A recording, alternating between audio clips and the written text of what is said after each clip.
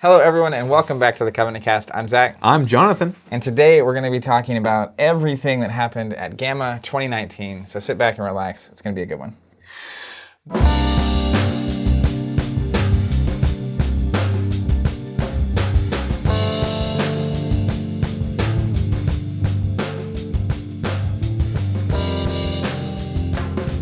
Let's dive in. We are back from GAMA. It was quite a week, honestly. GAMA 2019. If you're unfamiliar, I'm just going to tell you it's the Game Manufacturers Association event called GAMA. They host it once a year. Last year and this year it was in Reno at the Peppermill Resort and Casino.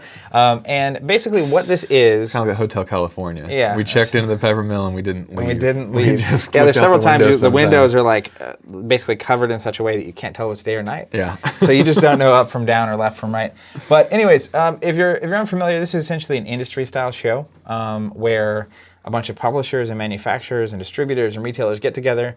There's panels, there's presentations from publishers, there's awards, there's actual like show floor, kind of like Gen Con, but instead of being focused on like players and teaching the game in that way, it's focused on retailers, right? And retailers are walking around and buyers and manufacturers. Also really interesting to me was they had the actual like GAMA meeting where they elected new officials and did that whole thing. Like it's an actual governing body. Yeah, it's, governing, I guess is the right word. I'm not exactly sure how it works. Yeah. 100%, but there is a board and and they vote on things, they discuss things. And they in general, from everything I can tell, are, and I want to watch the interview. We actually got to do an interview with John Stacy, who's the new president. Yep. I think is his title. But I'm executive something. I don't know. Yeah. Yeah. There's an official title to it.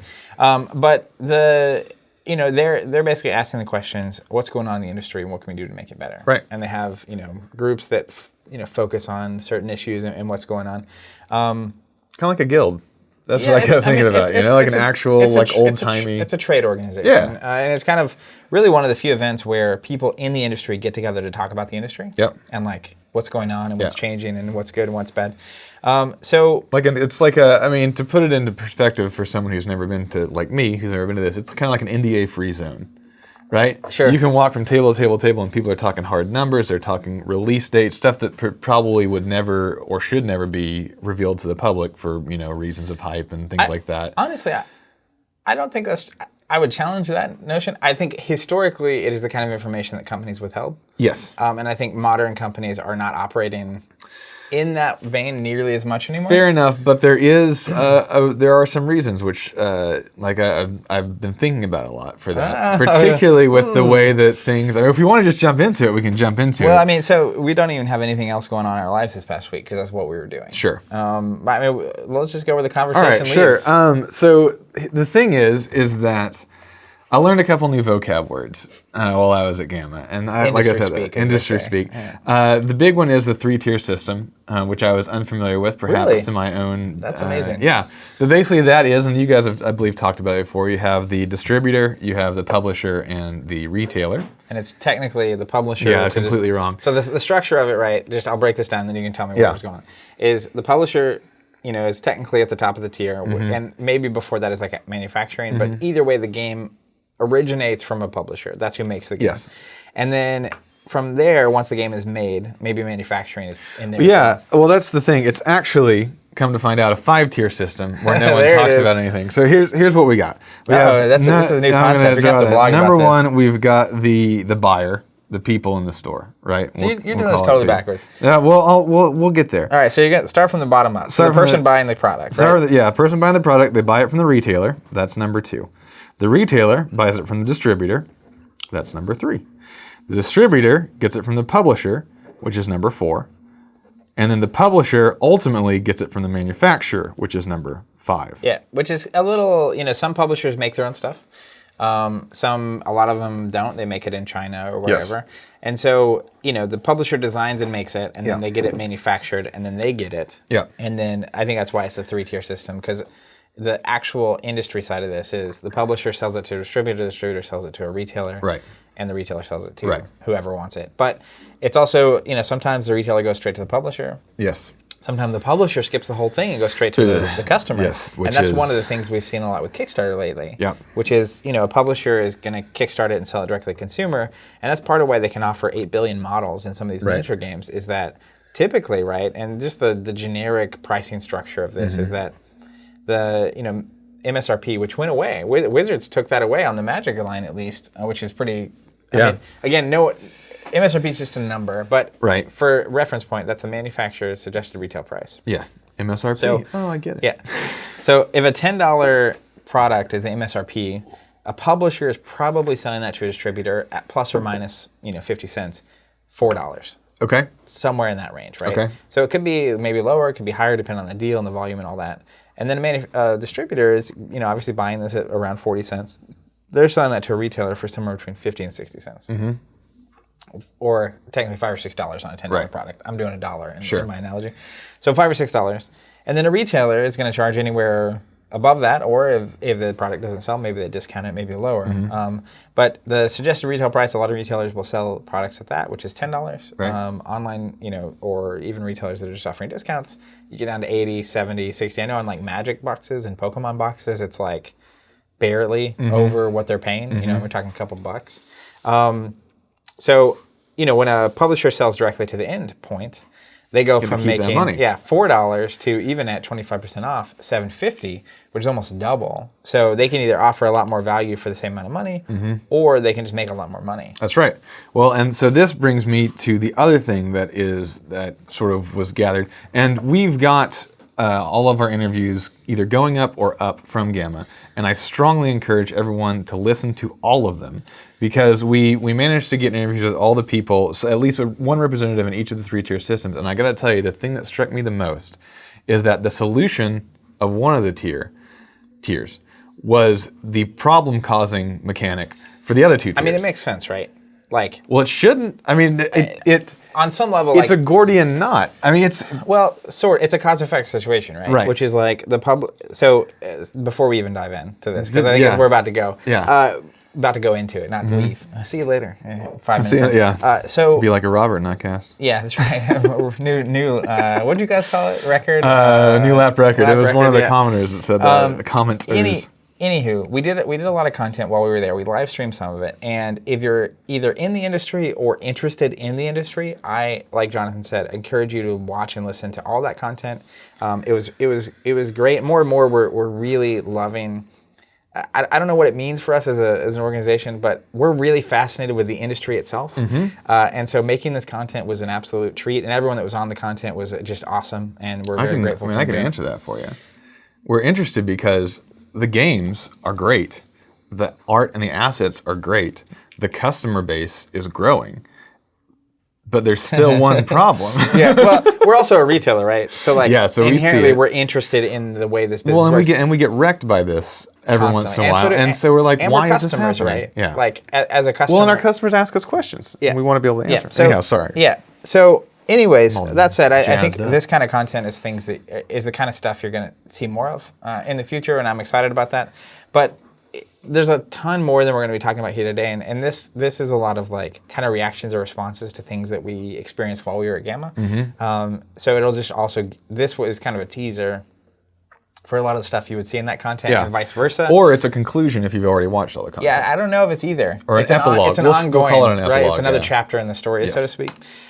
So you learned about the 3-tier system, and then where were you heading next? All right, so then we have the big... your solutions problem thing. Yeah. I don't the solution. The solutions problem. So I think the reason this makes sense to me, right, is if you start at any one point, let's say the publisher, they do things a certain way, right? Yeah. And they're doing things a certain way because that's what's working for them. That's what's working. Well, they're doing it a certain way, and this is to tip my hand a little bit.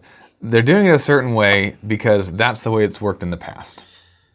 And it probably works in the past because someone decided this is the bestest way for me to accomplish this thing. That's right. And those people are now in charge of the companies. But I don't get the sense that a publisher is saying, we're going to do it this way, so it's very frustrating for the retailer. That is correct. Or a distributor saying, we're going to do it this way, so it's really a problem. That is correct. It's simple economics. Not that I should have any right to tell you this, but it's all about maximizing the profit. I mean, it's about, how much if I make this product, can I sell it for the amount of money that allows me to continue to do what I'm doing? Yeah. And that goes all the way up and all the way down. Yeah, well, and it's, I mean, anytime you get into business, right, it's like profit to me is not necessarily like, a lot of people have like kind of a negative connotation with like people trying to grind out profit. But it literally, I mean, I think it's an important conversation to have in tabletop because I feel like while people are able to do what they're doing, it's not being done in a sustainably efficient way. Right. And that's what profit to me indicates, which is like, you can do this in a way where you're going to be able to keep doing it and keep doing it better and investing and continuing to do it better. And if you don't have profit, right, if you're constantly just making it, the only thing you can hope to do is basically sustain and like keep. Let me give you an analogy. I would say that profit is the food of business, the body business. So if you are a human being and you're eating maybe one meal a day because you're just barely getting through, that doesn't give you a lot of extra energy to do anything other than barely get through. Then the next step up is if you're eating regularly and eating pretty good food, nutritious food, then you're able to now take more chances because you have the extra energy needed. And then there's the gluttony spectrum where you have way too much food and no one else does, and that's a whole different organization. And I think people concentrate on the third version. Well, and it is wrong. The other thing about that though is that it's what you do with the resources that matters, right? Sure. Because there are also people that have a ton of resources, even in business, that are using that effectively to continue advancing and growing. Right. There are also situations where people that fund or own companies are just siphoning all the value out as much as fast as they can, right? And they're not really interested. It really comes down to your perspective, right? Because people that just want short-term profit now, that is not going to end in a very great situation for the general whatever's going on. And in tabletop, it's something that all of us care deeply about. Right. And so a company that is siphoning off profit or whatever might make money for the next decade, but they're not going to lead tabletop to a better place 50 years from now, and they're also probably not as a company going to be in a better place 50 years from now. So anyways, everyone in the chain, right, is making decisions based on sometimes short-term profit decisions, sometimes long-term profit decisions. You want to run it down? Sorry, you go ahead. Yeah, no, we're here. Okay, here we go. Stop holding your hand. Let's just do it. Here we go. So we'll start with the publisher. Also, I'm going to be clear. I have no idea what John's about to say. No, yeah, we didn't talk about this beforehand. We came in hot. I love one of my favorite parts of these podcasts recently is that we used to a lot of times have these conversations a day or two before the podcast. That's right. To kind of lay down, here's kind of how we see this discussion going and what we're saying. And then we realized that discussion is way more interesting than the I would definitely discussion. I would qualify that as there was the training wheels, right? That when we first started the cast, at least for me, I wanted to be very safe about it, and then we found out we didn't need it. Yeah. So anyways, here we are. I don't know what John's about to say. He doesn't know what I'm going to say. So even talking about the 3-tier system, that's not on my list. Oh wow. I mean, I didn't have a list. There's the questions from the audience from the Ask Covenant thing. Yeah. But anyways, go ahead. Tell me. Okay. Tell me a tale. So we start with the publisher. Let's start with that. We can start at any point in this channel and tell the story. At the top or the bottom. But we'll start with the publisher. So the publisher makes a game. They invest a ton of resources into making that game as good as they can. Also, usually way before they can sell it. That's what I mean. This is 6 months to a year in advance. I think for a lot of if you're producing of size, the general conversations I've had with various publishers is that 4 to 6 months out is because even Stonemaier, if you don't know Stonemaier Games, Jamie, who is the main person there, he posts a lot of content and blogs and videos that are all great, but he is very transparent. He even a month or two ago posted here are my numbers for last year. Here's how it worked. Here's it's just completely transparent. And he was talking Wingspan's the big game that they recently put out. It's a board game. It's super hard to get, huge allocation and stuff. But effectively, he was saying, and he was pointing to one of the biggest problems in the industry. I think this is what's fascinating about all the content we recorded at each level. They were all talking about the same issues from their own perspective with their own solutions, and it's all tangled together. But he was basically saying that we hit print well before we knew anything or know any kind of demand or number. So the only thing we have is historical demand based on other games, production costs, what can we afford, what can we warehouse, what can we ship, and so they're already printing more and stuff. But the reality is that he was in his thing with the Wingspan, he was saying we hit print 4 months ago. Yeah.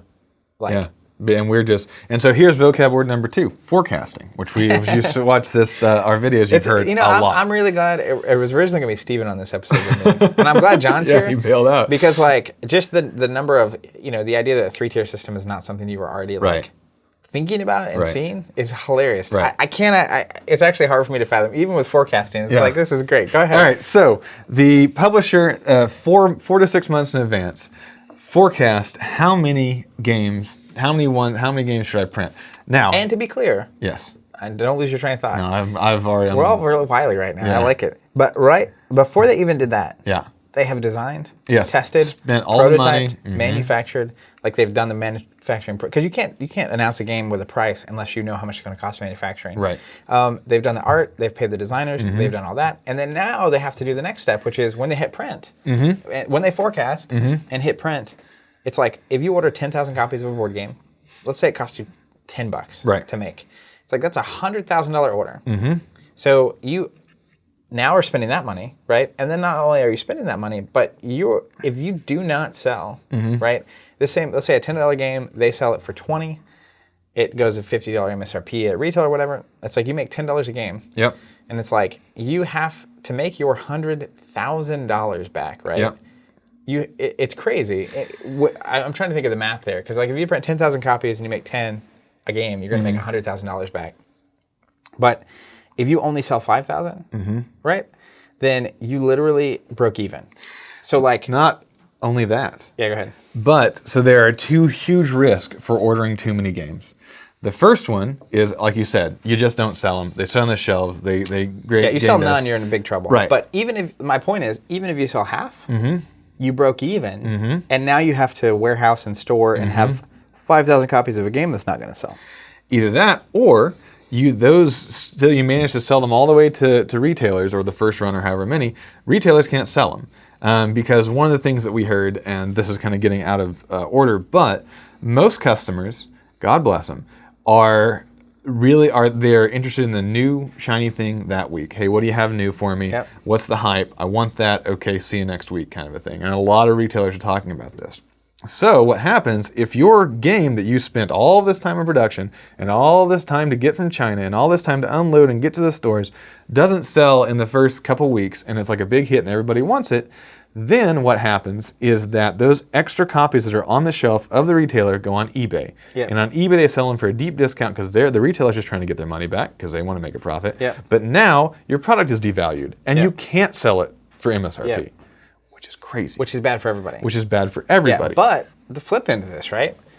So I think worst case scenario, you print, let's say 10,000 copies of a game, right? A board game specifically. Yep. Expandable games get infinitely more complex, by the way. But a board game, and let's say you only sell through 4,000 units, right? Right. So now you've lost money on this deal. You have to warehouse these, etc. But let's say the retailers all start discounting it, right?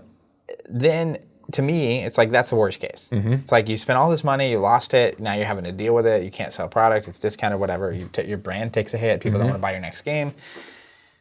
Best case scenario, right?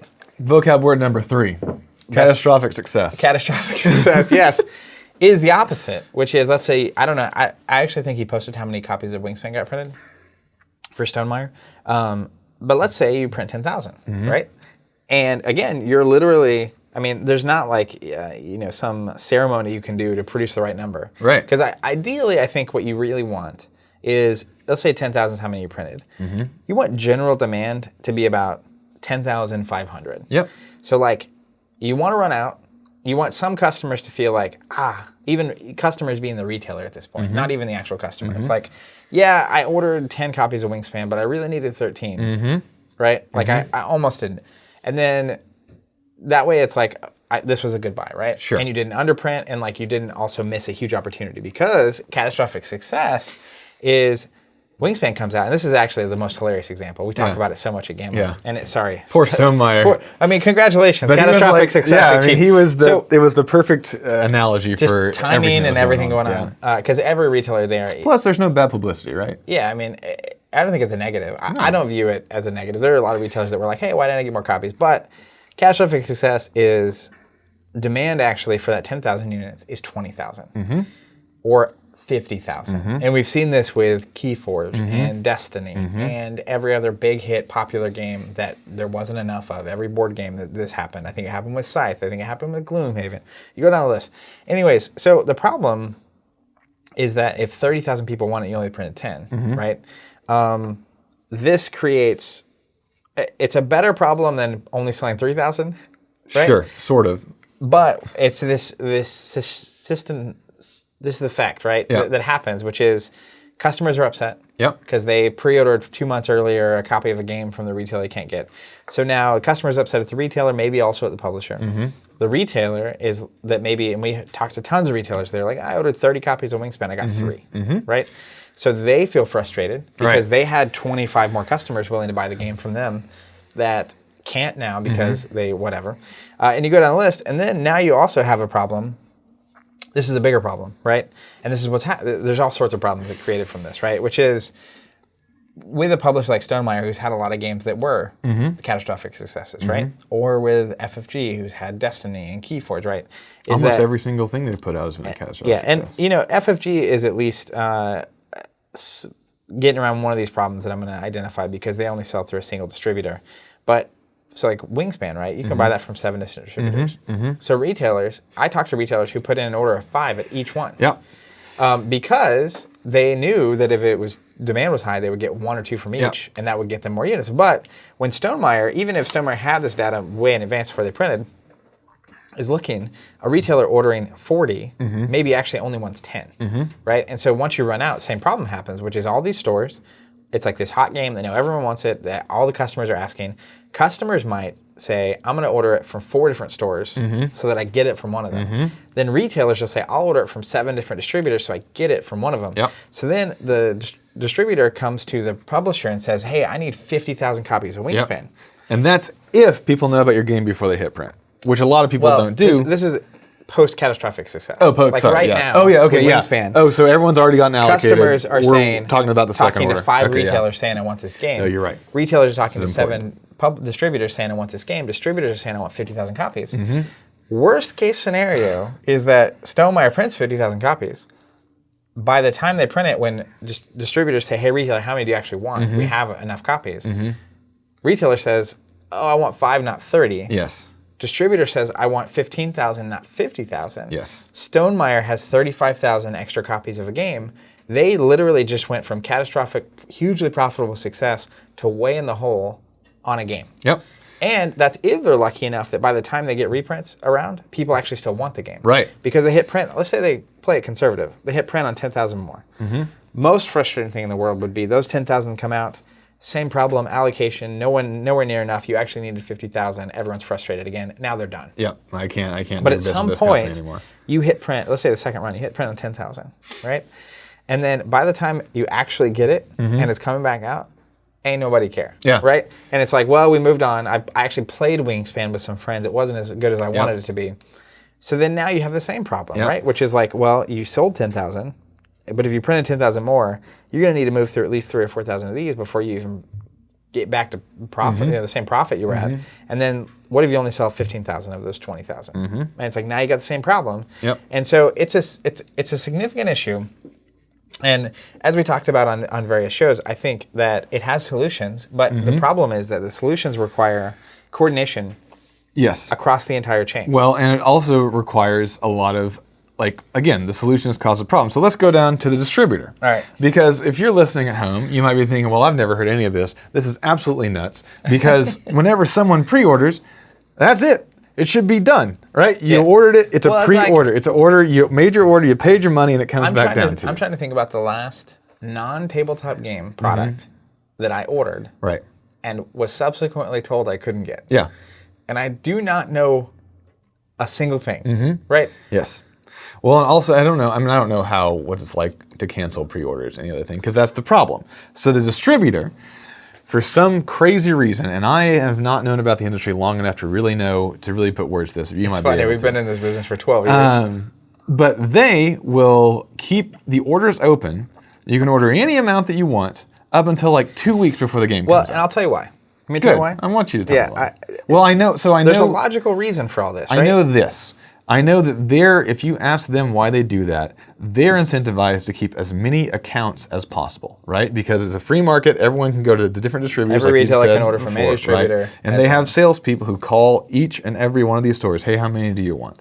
And as soon as that store gets 0 instead of some, then they'll go to the distributor they get any from. That's right. But so I think the reason this is kind of happening, right, is... Because at this point, let me just set it up the scene. At this point, the publisher has ordered from the manufacturer. The manufacturer has made 10,000 copies that shipped from China. It's now, let's say it's being unloaded. It's going to be on the streets in 2 weeks. It's on a and dock the retailers say, California. all right, how many do you want?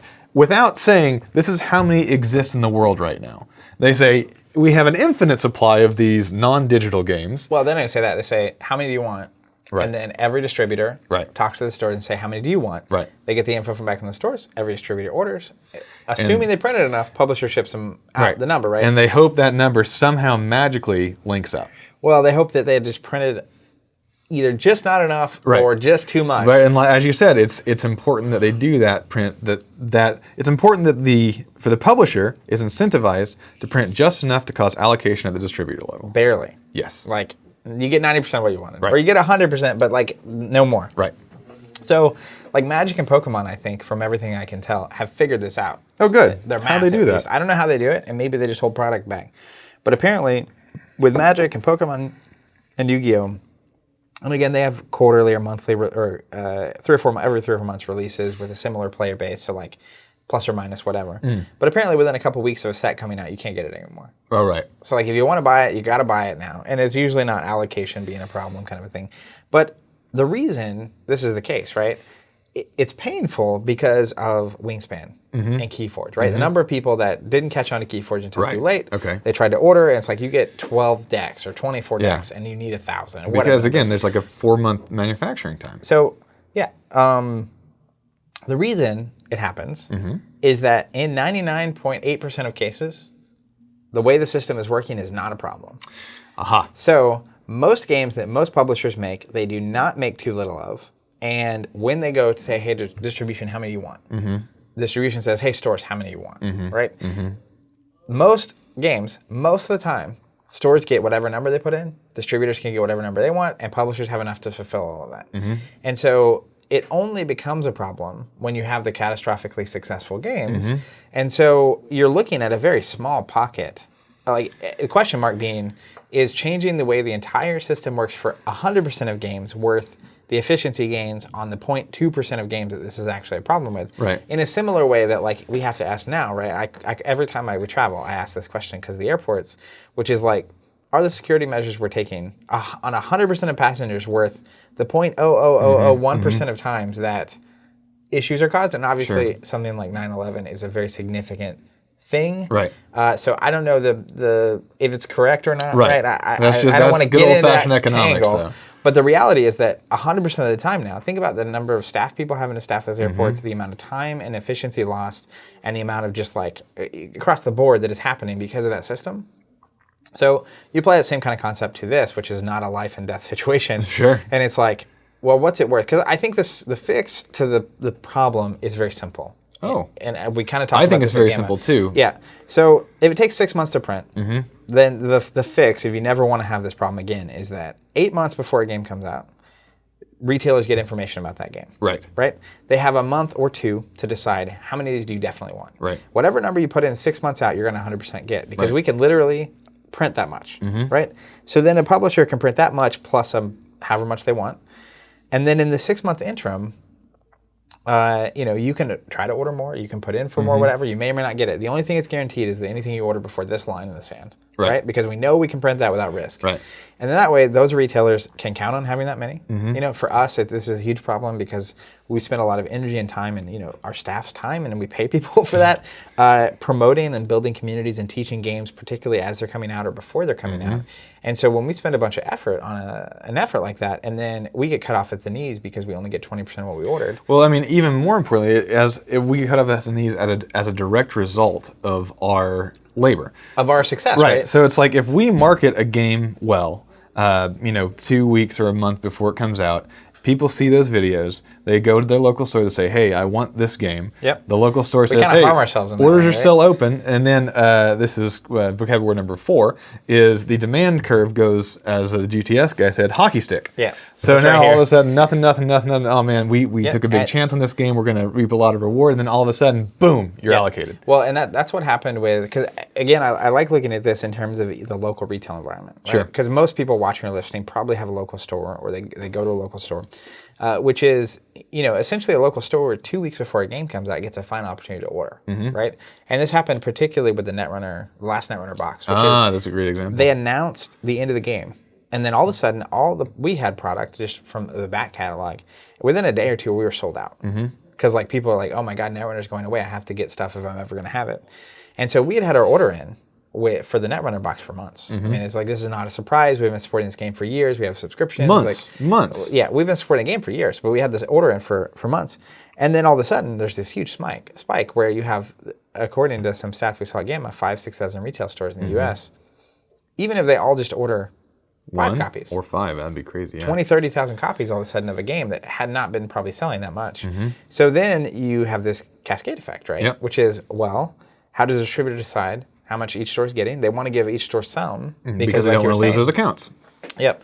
And then at that point, the publisher can't print more. Right. I guess it's way too late. Way in the too game. late. And it just cascades through. And then, and again, back to the retailer perspective, it's like, even locally speaking, we built a Netrunner community to support that game for years. We had customers buying Netrunner from us for years, and we would have happily submitted a number 6 months out, right? Just to know we were going to get it. And all of a sudden, we only get 15, 20% of what we wanted.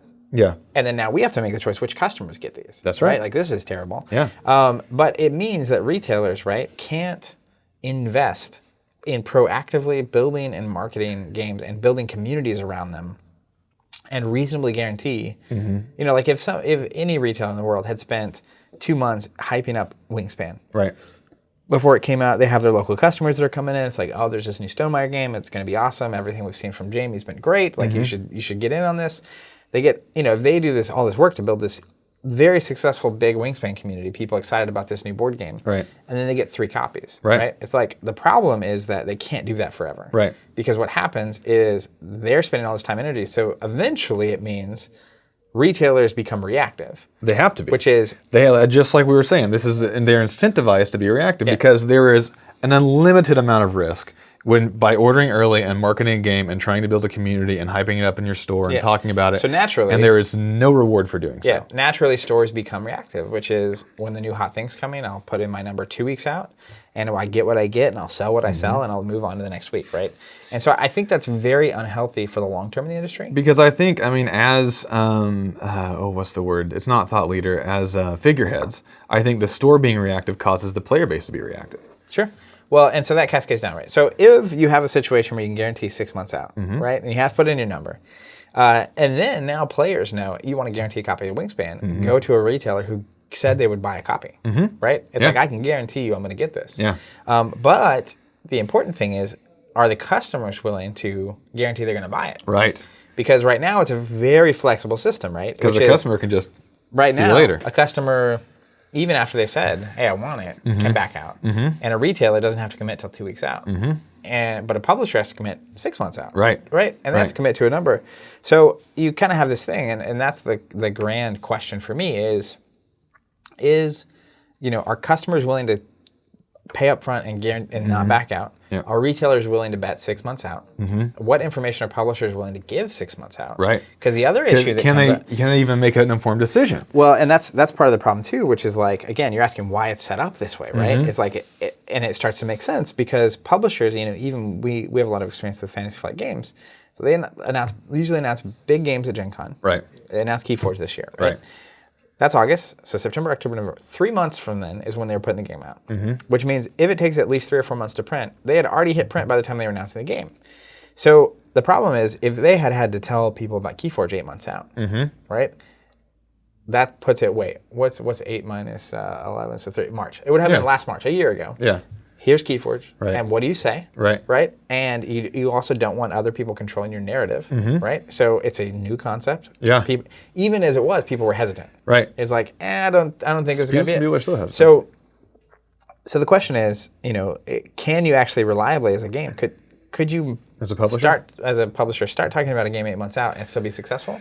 Because the reality is that there's a hype train, right? Yes, and that's exactly right. there are games that there's a lot of hype, people buy it, you start playing, and not as good as you thought it was, Right. and all of a sudden the hype curves down. Right. So, And you're right about controlling the narrative. That's the other problem is that this, and I don't see a way around this particular part, but retailers, there are hundreds of thousands, if not millions of retailers out there. And if you give every single one of them the information that they need to make, that the majority of them need to make a good decision, one of them's going to leak it.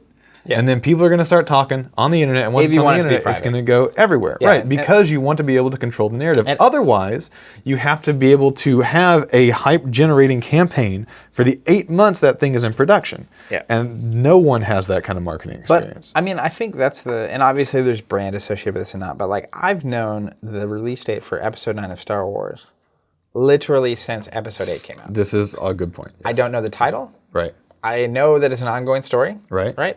I don't even know the title. I just know it's Episode 9. Sure. And again, Star Wars is maybe an extreme example, but I think about the movie theaters, right? Where it's like, they don't start actively marketing a movie until a month out. Right. Or sometimes 2 or 3 months out. Big movies, maybe a little longer. But like, Avengers, which is coming out next month, there's been 2 trailers. Right. Right, and they've barely shown anything. Right. Like, just hardly nothing. And so, that's the other element of this, where it's like, if 8 months before it came out, they had said, hey, we got a new game coming out this fall. It's a totally new kind of game. Every deck's unique. You buy the deck. There's no deck building. It's designed by Richard Garfield, right? This is where we see this game fitting in, right? We think this is a very accessible game that gives you the full card game experience. It's got a cool new theme that we've completely made. We're really excited about. We're going to be supporting it with organized play unlike anything else we've ever done. And there's going to be some technological integrations that we haven't ever used before, so it's very exciting. Here's the price point. Here's this. Maybe the art? Maybe, Some art? maybe the logo. Who knows? But again, the point is, whatever information they want to give, Yeah. and it's like, all right, retailer, how many you want? You don't have to bet your whole bet. Right. But like whatever you bet now is a guaranteed bet. Well, at least it's some data that the publisher can then use to better forecast Sure. what they're Because trying to get. if the reaction to that is every store takes on, let's say, 10 cases, right? Okay, well, now we know. We at least need to print that. Yeah. And at minimum, we know because I think the big thing is just when it comes down to the end and a store gets allocated, being able to say, well, you didn't have it in. Yeah. Right? Yeah. Like, sorry, Yeah. we're going to make more. We already, and the other thing is that, side note, right now, at least, we found out GTS, which is a distributor, does this differently. I was going to say, this is a perfect time to shout out Golden Distribution, Yep. right? Because, Is it Golden? It's GTS. That's what I've called it. no, I They think may it's be Golden. the same thing. I don't know. I think it's Gold. I know it's Golden. That's what I know she it's said in the interview. GTS, so there you go. Anyhow, but they lock it in. The interesting thing They was have a lockbox, right? when we did our interview with Night Watch Brenda. Games, Brenda. The first thing she said after saying, well, Golden Distribution allows you to lock in your pre-order, and I've been screwed by that before, but then I learned my lesson. But the first thing she said was, I've been screwed by that. That's how ingrained this like risk-reward or lack thereof system is in the industry currently. But like, if you knew you had the opportunity to guarantee it and you missed it, that's on you now. Right. Right?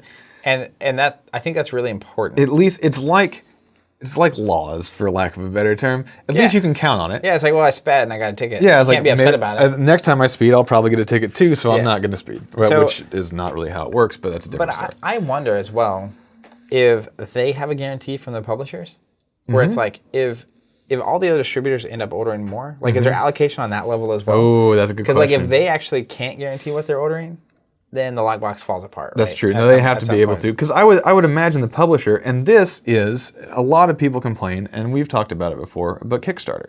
Yep. This is why people go to Kickstarter. Because they have a solid number before they even press print. Well, a solid number, and they're cutting out all the middlemen. Yeah. So they get to make it's now just you this way see stronger why it's system. such a, Yeah. why so many people are drawn to it. Now the problem, just to kind of segue a little bit with Kickstarter, is that if you have a game that actually requires place to play and community, Right.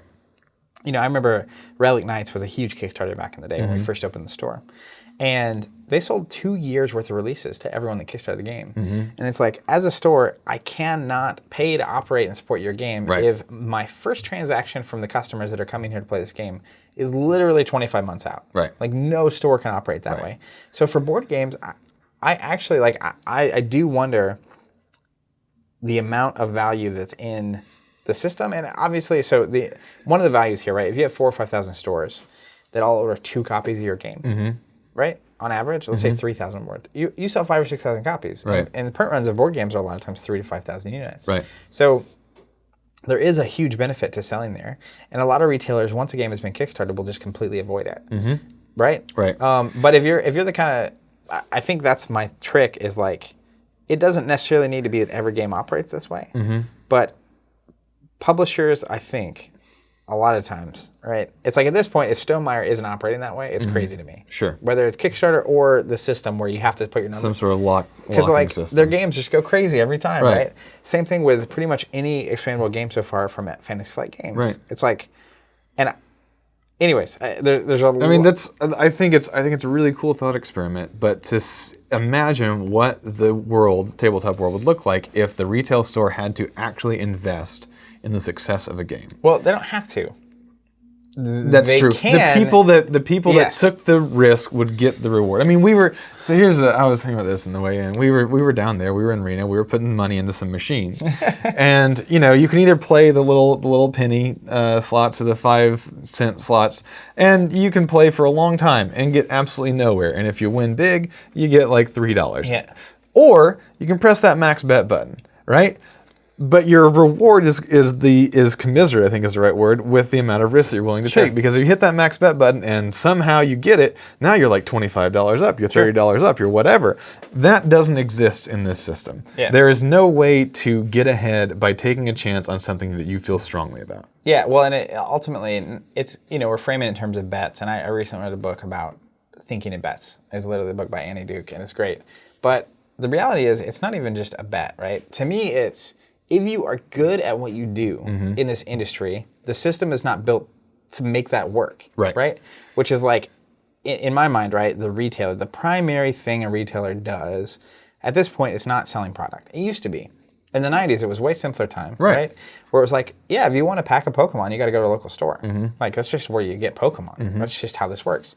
But now, I mean, you see a lot of these games showing up in Target and Walmart, on Amazon. Publishers could sell on Kickstarter. They could sell directly on Amazon. So the biggest thing of value, the biggest value pieces, and the podcast we posted last week, we talk about this a lot, is literally in building community, in letting people see the game, letting people play it, test it, teach it, show them the game, right? Any game, because a lot of these games are relatively complex. So like having someone there to teach is a high value proposition. And so like the stores that are inherently investing and are good at that will obviously do that with the games they can actually sell and they know they can sell. And so to me, it's less even like the people willing to take the bet are the ones that get the reward. Right. It's the people who are pushing forward and offering more and basically offering a better service and welcoming more people into this hobby. Yeah.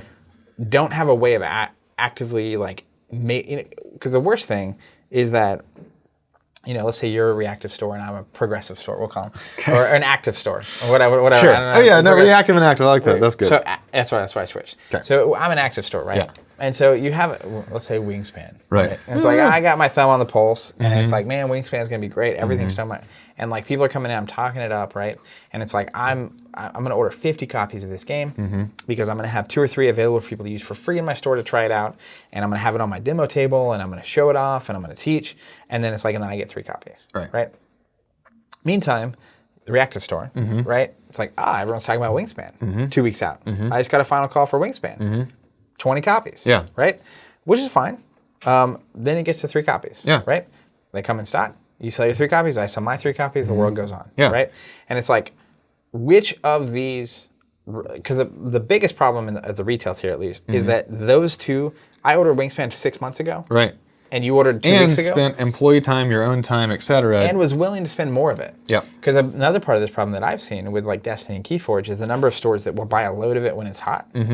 a year later, don't care about the game. They're selling the hot thing. Yeah. Right? They're not continuing to foster a community. It's a short-term play. So a big part of this issue is that's totally fine.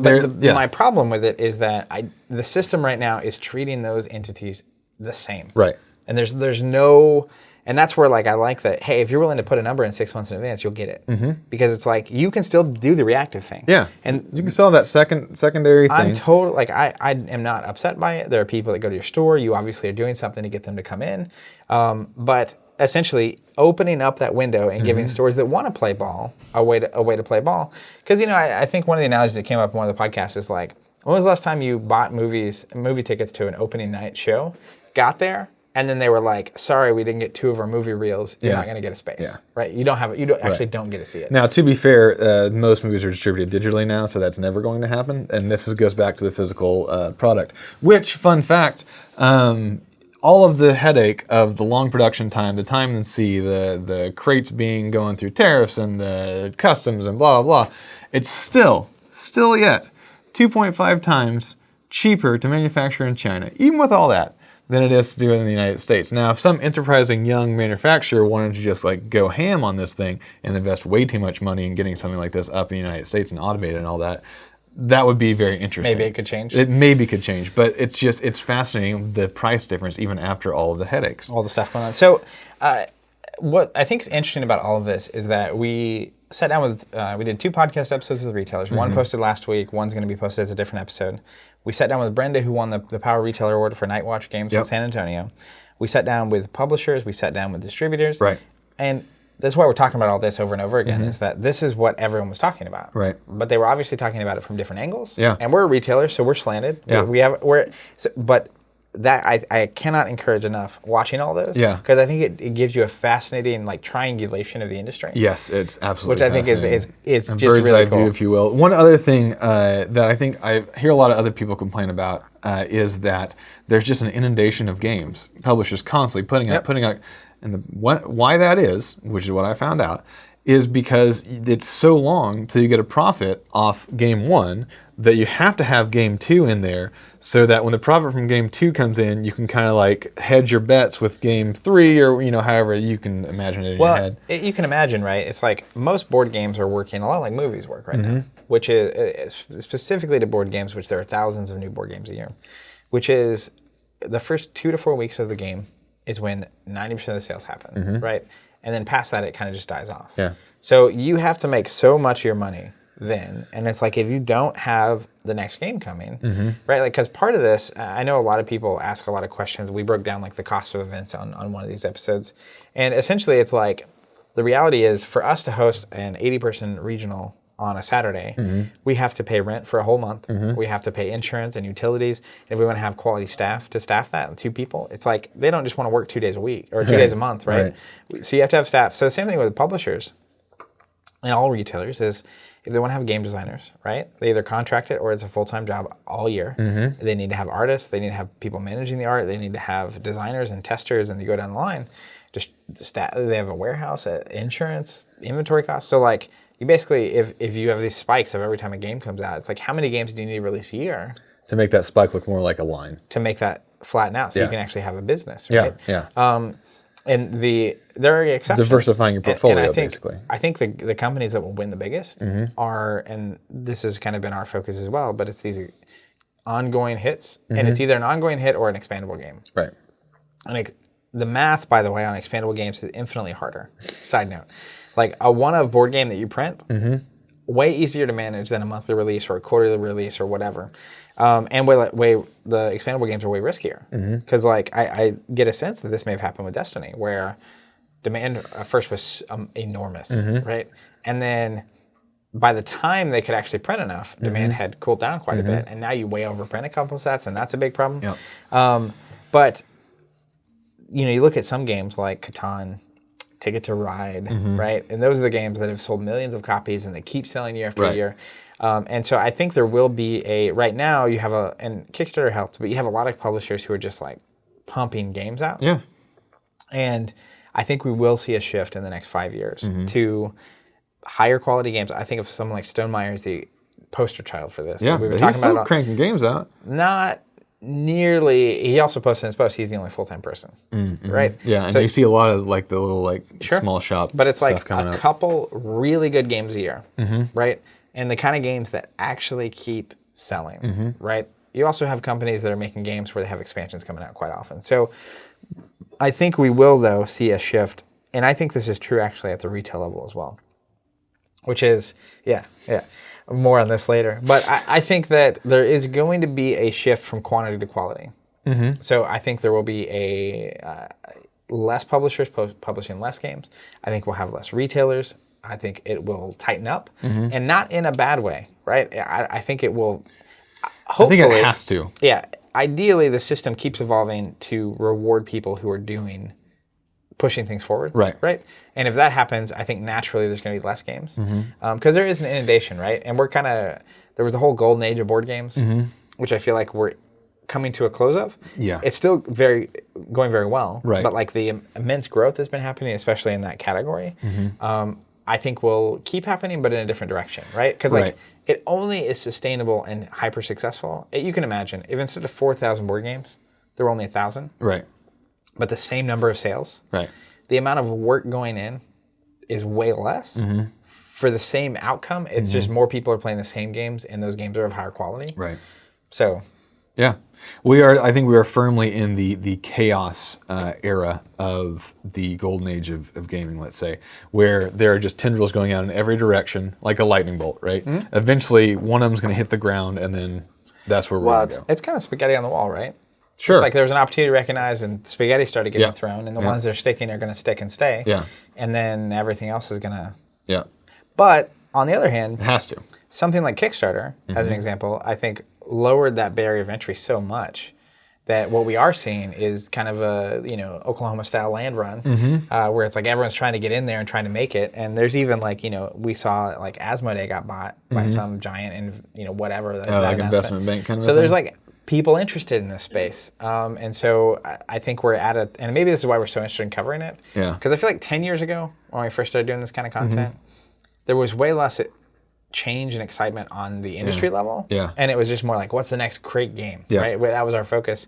But there's some big things happening. And as the industry grows, because like a decade ago, the amount of copies Wingspan would have sold would have been significantly less. That's true. Which is both awesome and also means that the current system is having problems, right? There's these stress. Let me being put on the prognosticate for you Yeah. here, Zach. So I've been reading The Hero of a Thousand Faces by Joseph Campbell, and Just break down like the hero's journey. the hero's If you're journey, familiar right? with Star Wars, exactly, that kind of or thing. any story ever. And there's a great video called "Every Story Is the Same" with Dan Harmon's take on it, which started me on this journey. And I finally got over my fear of audiobooks. I've been listening to this, and it's been fantastic. Because you have your like 30, 40-minute drive every day, both Right. directions. Yeah. But let me tell you this. One of the more pertinent things that I read in this book is that the hero is the one that comes and sort of brings the new world order around. Goes through chaos, learns some lessons. Everyone knows the story. But there is the hero at the end of the journey, the boss fight, so to speak, defeats the tyrant. And the tyrant is this entity, whatever, a dragon, whatever you want to call it, but is basically containing what Joseph Campbell would call the creative energies, the world, life-affirming, life-building, problem-solving energies of the world. And the hero comes, slays the tyrant, the energies go to the four corners of the world. However, if the hero sticks around, eventually that hero becomes the tyrant. Eventually that hero says, well, this is the way things are, I want to keep control, and then the new hero comes through. And this is what I said at the beginning of the podcast. These solutions were great 10 years ago, 20 years ago, 30 years ago. But now you can feel that creative energy starting to bust at the seams. You can feel it, the need to be released. And there are people who are seeing it too, and they're starting to talk. And it's not a matter of if, but when. The time frame is variable, but this is inevitable. It will eventually break open again because games aren't going to stop. It will the industry as we know it will either collapse or evolve. That's right. And there's no choice. That's right. Or both. It will maybe collapse. Maybe evolution and is evolve. Right? Because Get the old thing Phoenix going in it here. is never that crossing that last threshold, slaying that tyrant is never fun. It's never easy. It always and costs it's something. Terrifying. And you have to pay a great price for it. That's exactly right. It's the beautiful part of the story, That's right? coming down the pipe. Yeah. It's happening. Yeah. And so it's just going to be be a very interesting time. This is going to be a tangent. Sure. That I need to ask you because I thought this the other day. And I'm just going to do it here. Okay. Which is, if that is true, right? Does that makes me appreciate, and I'm going to say this, and you're going to laugh at me, and I don't know your opinion on this because I feel like it changed since the last time we actually talked about it. Uh-oh. Star Wars.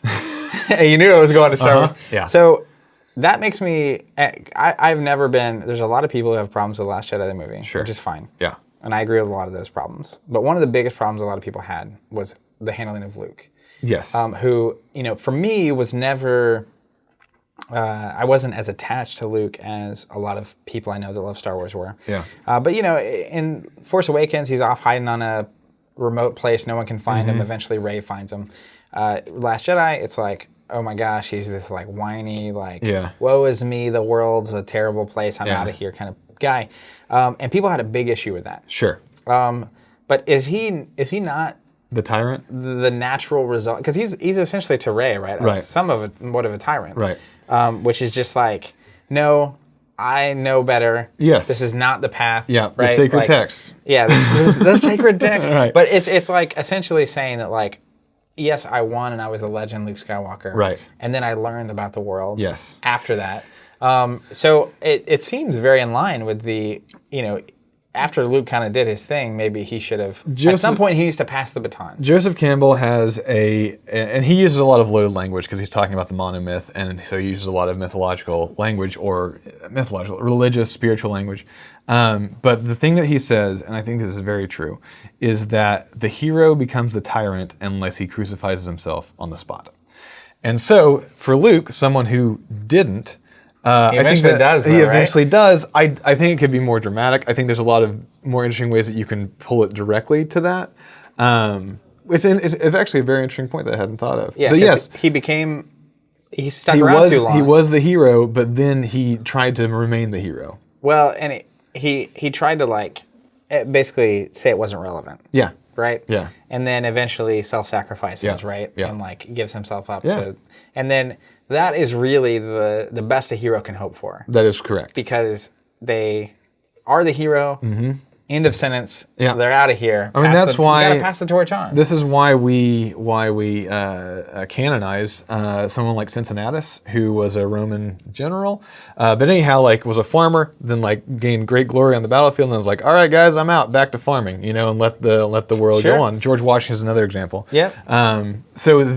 Yeah, I mean, I think, it's a very interesting So maybe, anecdotally here, tabletop, as an industry, the torch needs to get passed. Yes. And it's obvious that the lessons in history are important, right? And I think that was the point. This is my favorite part of Last Jedi, not to go on a soapbox, is that so many people thought the thesis was Kylo's statements about let the past die, bring in the future, we have to get rid of the old to bring in the new.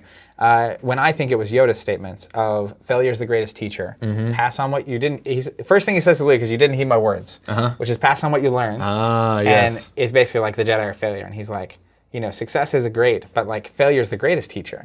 We learned the most from where we failed, and you didn't pass that on, right? You actively weren't passing that on, which is the problem.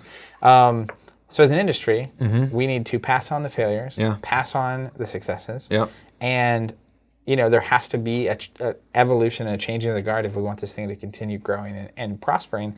Because I think this thing will continue to grow. It may or may not prosper, but that's the thing. I mean, it is growing. Yeah. Like you say, the catastrophic successes are not happening less; they're happening more. Yeah, and I mean, we fundamentally believe that the human connection is a need, right? It's not even a desire or a want. It's something that people need. And the more technological everything gets, the more tabletop, which is easily the only, I cannot name a form of entertainment that is so effective and efficient at creating human connection. It's unbelievable.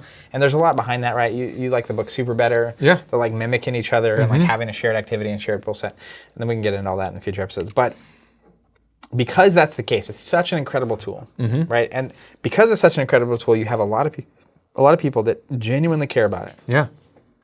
So much so that it creates so many problems, actually, right? It's weird. It's this care that love creates it to problems, which is people are willing to take less money, right, to work in this industry, right? And you go down the line, and that creates people are willing to accept macroeconomic. They're accepting any of these problems. across the board, right? Yeah. But because so many people care about it, it's inevitable. That's what you're saying, that this will go on and it will be successful eventually because people won't quit on this thing because it's too important. Right. Right. And I feel like we're in the same boat, right? Yeah. It's like we would go through so much and have already and we'll continue growing because we foundationally just believe in it so much. And it's just a part of us, right? Like even just as players, it's such a part of our day-to-day. So I would say coming out of GAMA, right? Just kind of my final thought, and then we'll get some questions to get out here, is like, I was actually surprisingly excited with how many people I ran into who acknowledge there's a problem. Yes. And are thinking about how to solve it. And we haven't solved it. No, but people are now starting to come up with solutions. Whereas I think maybe 5 years ago, it was like, there's a problem. Is there a problem? There's a problem. Well, and it's been... There's this great, real quick, sorry. There's this great podcast called Invisibilia. They have a new season out. Just listen to it. Fifth vital sign. But the line that like really struck me in the head was that attention is not a neutral force. And people now for the last 5 to 10 years have been paying attention to the problems of the industry. Yeah. Well, and there are a lot of problems over the past decade that are getting solved, right? Like a decade ago, the average quality of a local store, way worse, right? The average selection of possible games, it was all fighting and war and death and whatever. That's true. Wingspan is about bird watching. That's a good point. Yeah. Like that is, and it's an incredibly, it's amazing, right? Like the things that even 20 years ago, right? That's the best way to go back. Pre-Catan. Yeah, right? yeah. It's like in 1999, the game quality was way worse, right? I think as an industry, we figured out so much in the past 2 decades, right? And a lot of the problems we've been talking about for a decade and are interested in are starting to become the conversations that everyone in the industry is having, and that gets me really excited. You're dead on. Because I'm very excited for solving these problems and reaching the next stage, right? Yeah. Coming back from the hero's journey circle. That's right. And then improving the world with that. And finding out what's the next layer of problems, right? And how do we do this again, right? Because it is so just crazy how many people, right? I see it every day. Where was I at? This was just, I went to a wedding. This was a few weeks ago. And it blew my mind how many people, there's a table of 10 people I'm at, right? I strike up a conversation with a guy next to me, and we have a phenomenal conversation. He works in the oil and gas industry, was teaching me I was learning all kinds of stuff. And then mid-conversation, I'm just really enjoying this conversation with him, right? I look at my table. 7 of the other people at the table are on their phone. At a wedding. Granted, it was delayed, like we were having to wait, we were on food, and not everyone at the table knew each other. But it blew my mind, right? That given the choice of interacting with people around you or being on your phone, 7 out of 10 people chose to be on their phone. Which is... There's a lot. There's a lot there. Yeah. But the reality is that tabletop is a remarkable solution to get people back here, right? Back, I know if you're listening, you can't see it, but I'm pointing back and forth. I mean, let's do a quick little experiment. If there was a board game at that table, sure, right? What would have been happening? What would have been happening? Like even if there had just been like a deck of cards, a deck of Uno cards, at the middle of that table, what would have happened? Because again, it's just the shared activity, that stops you from. Because I get it, right? Like you check out your phone, you can literally go anywhere in the world. Like you could be listening to this, right? You could be in Tulsa, Oklahoma, hanging out with John and Zach on the Covenant cast, or you can be interacting with the person across from you on the train right now. Or the person sitting next to you at your office right now, or whatever. Well, and you know, as because I say this all the time, but the more that you do something, the better you get at it. Sure. And so when you start going more towards I'm on my phone instead of conversating, you're going to get less good at conversating, or at least stay the same at conversating, and then it's going to be a little bit more intimidating to start it, and a little more intimidating to start. People, a handful of people that are talking around you are good at it. Yeah. Because it's a skill. Yeah. All right, so hey, we're gonna go to questions now. We can talk about this for long. Yeah, we're gonna do it. So we're fine. All right. So if you're unfamiliar, you can use the hashtag AskCovenant, Twitter, Facebook, Instagram, YouTube. Leave a comment on one of our videos, and we answer those here on the show. And before we do that, just quick kind of conclusion to the GAMA thing. Yeah. GAMA 2019. If you're a retailer, distributor, publisher, highly recommend going. Yeah. It's the most valuable thing to me is actually interacting with everyone else that's there. That's correct. It's worth the time. The highly recommended if you're in the industry, and if you are a player of games and not necessarily in the industry, check out all the other videos we've done from the show. I think you'll enjoy them if you enjoyed this conversation, which you obviously have if you're this far into it. I think it's just a lot more depth to everything we've been talking about. But in general, I would say like just my final thing is that I'm excited about where it feels like the industry is headed in a way that was not true 5 or 10 years ago. Yes, Right? I was I agree. excited where we were headed 5 or 10 years ago. But now I'm genuinely excited because I do think this tabletop could be significantly more successful and bigger. And with the kind of thinking and conversation and questions that are happening, I believe we can get there. Yeah, I would say I would absolutely agree. I think the winds of change are blowing, and I think that a coalition is beginning to form. It was nice to know that we are not alone, and hopefully it was the same for other people who feel the way that we do about the industry, that they are not alone, and that together we might be able to make this exactly what we think it can be, if not something even Change the greater. world. Yeah. Okay, so first here is from the Space Ninja Pirate, which This is amazing. One of the kindest comments I've ever read. Yeah, so there is a question at the end of this, so we'll get to that. We asked, basically, we did a podcast about the podcast a couple weeks ago. meta. Basically, yeah, I know, right? But basically, just we were 2 years in. It was our 2-year podcast anniversary, and we're approaching 100 episodes here. And it was just essentially saying, if you're listening to us, why? What do you enjoy the most? What value is this bringing to you? Why do you tune into the show every week? And we got a lot of incredible feedback on that. So to everyone that's been listening for one episode or 200 or almost 100 now, and for all the comments on that, just again, thank you. Yeah. It was very helpful, and it gave us a lot of Also warmed our hearts. it did. It just a lot of encouragement, right? Yeah. I mean, it's very nice. Like this comment. He says, I think you guys underestimate your impact. One key aspect that you didn't really touch on when discussing Covenant or other podcasts was how much of a cult personality can add to your brand, not in a bad way. You're all really cool, genuine guys with great opinions and willing to share your experiences. Having listened to all 90 episodes, which is awesome, that's insane, of the CC, I like that, Covenant Cast, I can heartily say that my favorite part of the whole thing is just listening to you talk about your lives. That's really cool. Sure, the content is top-notch too, whether it's talking about grand issues in gaming or talking about a game I have no intention of playing. I still listen. I am still waiting for an update on Jonathan's dog and how the land is going, which we'll get to in a second. There's a soap opera aspect to it, but not just that. There are the Halloween stories, new cocktails, games based on meat, and Zach's wedding, behind-the-scenes info, trade shows, just like this one, and travel, to name a few. There have been a massive number of stories that have compelled me to keep listening. I don't think the podcast needs a name change or a purpose. It's already there, and it's golden. That's beautiful. But also, since I'm here and it needs to be asked again, #AskCovenant, when are you going to sell the Covenant playmats? Thanks again, a longtime listener, first-time caller from New Zealand. Thank you so much for that very kind comment. The fact that you care about anything going on in our personal lives is It's just kind. amazing and It's fascinating. just nice. I read that last night, and I was just thinking about it all night whenever that's I was very nice. going to So, sleep. real quick, John, update on the dog and the land, and then I will answer the playmat. All right, so the dog is now out of all possible surgeries. He's been neutered. He's been chipped. He doesn't have heartworms anymore.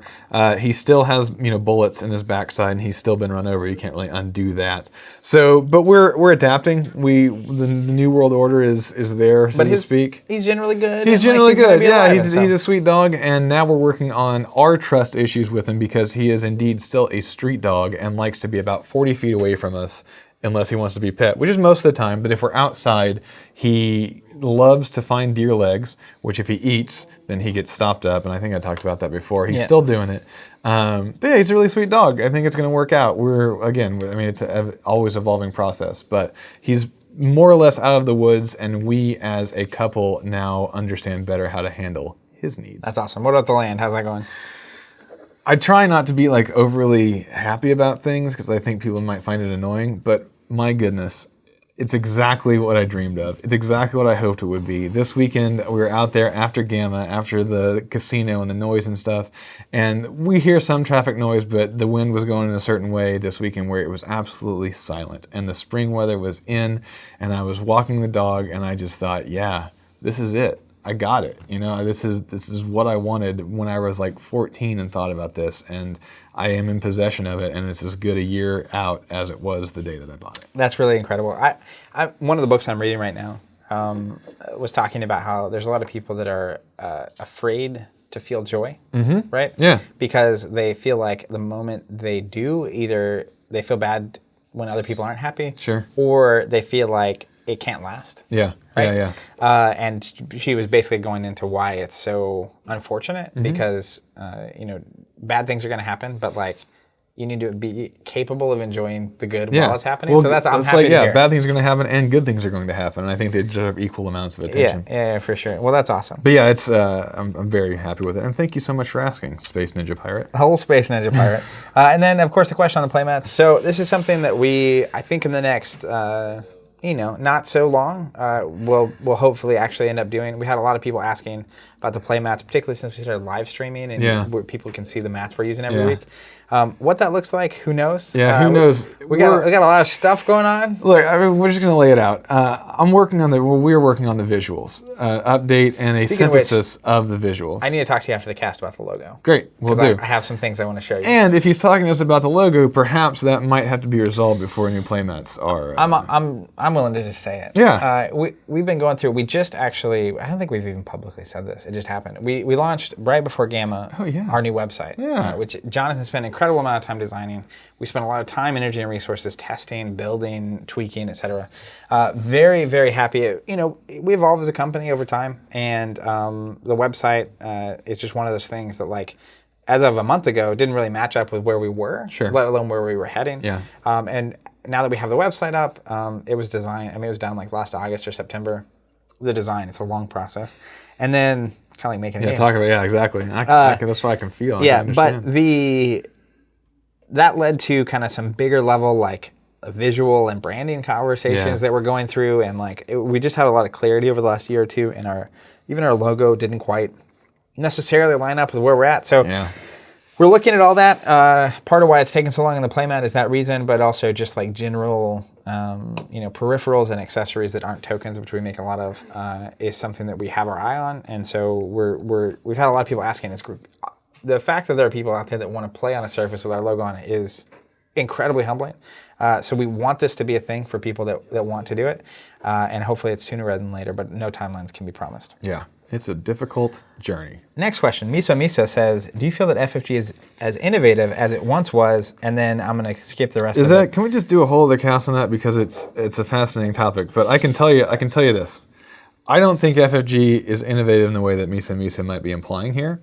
I don't think they've ever been necessarily blowing it out of the water with game systems. And that's not to say they haven't been doing a great job, but they've been giving us, I think maybe Champions, that's an innovative game system, innovative rule set. But mostly what FFG did was they took old board games or things like Netrunner, put a couple of really great tweaks in there, and then sent it off. What FFG is innovative in doing is the way that those games are distributed and packaged. You look at, they made their name with the giant box game. Twilight Imperium? Twilight Imperium, which was just like, hey, we're going to put this experience in the giant box and hope that it works. And that was a new way of doing things, and it was great. And then they did the living card game, completely new way of looking at card games, and now they're doing unique card games, and unique board games, which is a huge innovation. Yeah. That's over the moon. That's what I don't think that they're less innovative where they've always been actually very innovative. Right. To your point, maybe we do a whole episode about this. And they have great game systems. They do have, but I think that's interestingly in the industry, the thing that needs the least innovation right now in the whole space, right? Yeah. I think making a good game is something that people are good at now, and we kind of have figured out, and that's way less of a problem than the rest of the stuff. But the other thing I would say is, I look at even X-Wing. To me, it was a pre-painted, pre-assembled miniatures game that was way more abstract than most. Not a 200-page rule book, right? It's like it's kind of pretty abstract. That was very innovative. Even just making those X-Wing ships that they've been making has been a very innovative thing. But I also think there's an important difference between... Even the dice in Destiny. I think Destiny is another innovative game. It's just, that's all packaging printing distribution. on the die, like no one had done that. But I think it's worth drawing lines between innovative and inventive, right? Oh. Or creative. Okay. Which is, innovation to me is making something better. Yeah. Whereas creating something brand new is a different kind, right? And I think they get lumped together a lot, because I think FFG as a design studio, right, is does continue making things better. Even the LCG to me is a card game, but better than, it's an innovation onto the card game model. Right. And I think that they're figuring out where that lane is. Same with Keyforge, right, which is, again, less to me, they're not inventing card game. Right. Right? Right. But they're focused on changing the structure around card games, which is, a great space for someone needs to operate there. Yeah. Because what will happen inevitably, and I'll quote this in 3 years, right? We'll bring the video clip up, is now. I really hope that happens. Now, I'm going to start making bolder statements like this. All right. Just predicting the future. If you make enough of them, Yeah. at least half of them will be true, Yeah. or a percentage of them. We'll see. People forget the times you're wrong. Remember the times you're right. They'll particularly do that if you just clip out the thing that you're right about and play that again. Like, oh my gosh, this guy's predicting the future. He's a prophet. But unquestionably, there are companies out there right now working on unique games, right? That aren't FFG. Yes, yeah. Keyforge, major success. Oh my God, this crazy thing. Someone out there saying, we're gonna same with X-Wing, right? There's like people are going to, even now I look at God Tier, right? Mm-hmm. It's like, where do you think the idea of let's have pre-assembled models you don't have to put together came from? Yeah. It's like, oh, people seem to really like that in X-Wing, right? And it goes and the whole even just like a super accessible tabletop game using like knowable measurements instead of a tape measure. And that just keeps cycling it back on itself. But essentially, the reason I say all that is that they are still innovative. And I do think they're still innovating. And I'm always curious where they're going to go next. Yeah. But I'm looking less at the game system and more everything else they're doing. Yeah. All right, one Thanks more for here. the question, Miso. And then let's get out of here. Landon Dastrup says, have you thought about creating and selling your own starter deck for games? With all your experience with deck building plus the lack of effort, might seem a little harsh of wording on FFG side for Destiny. Have you thought about creating special theme decks with popular characters to sell at your store? Full 30-card decks. Yes, we have. We have even done it. We had a whole big Netrunner starter and everything. And the problem... Well, we did that with like 6 games. Yeah, we did that with like 6 games. Yep. The problem, you may or may not have heard of this, but that when a game is successful, we don't get guaranteed product. And so how can we guarantee a continual starter that people are going to have the same results with over and over again when we cannot guarantee ourselves the ability to get those products? Well, and we actually we call them covenant starters, of course. Surprise. For 5 or 6 games, we did these custom like 10-page printed inserts that were pretty cool.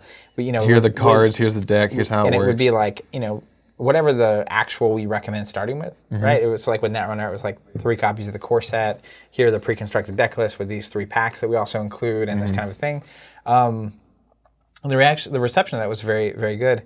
But because we're not the manufacturer, it's like, it's just very time intensive.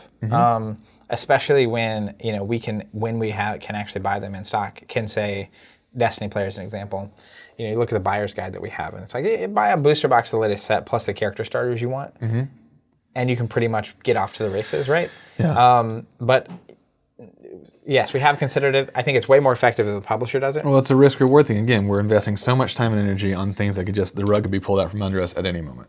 Especially when there's thousands of other retailers selling product that are also offering a way to start that is way less time intensive. So the investment to actual like return on it. So we as part of the learning series is like we're teaching people how to fish instead of providing them with the fish. Yeah. And that's just because of where we're at in the industry. What makes the most sense.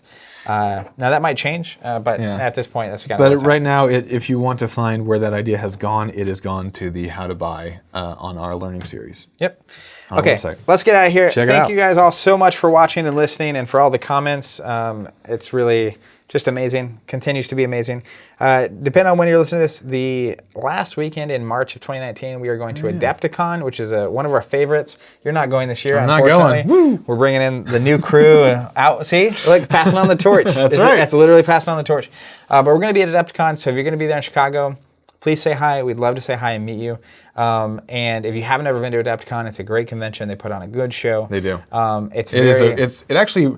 Adepticon, I keep adding time to this podcast, but Adepticon is, I think we can really point to it as the thing that opened our eyes to just how chill the gaming convention, the gaming space can be. Oh, we probably had notions. Yeah, well, I think we were heading in a direction, and then that helped. That was one of many factors kind of pointing. But yeah, all to say, I echo. The only reason I'm excited about not going is because I'm deeply introverted. But it's a great convention, and even if you're introverted, I mean, you should go. I think it's the right level of just like chill.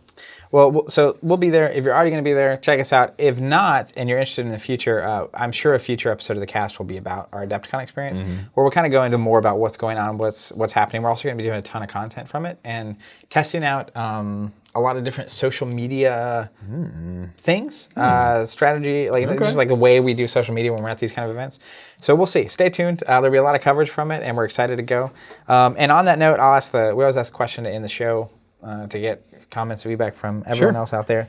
We're going to Adepticon, and is there anything in particular whilst we're there that you would like to see or watch or hear, or it could be anything from the car trip up or the a daily overview of what's going on or anything. What from Adepticon 2019 would you love to see?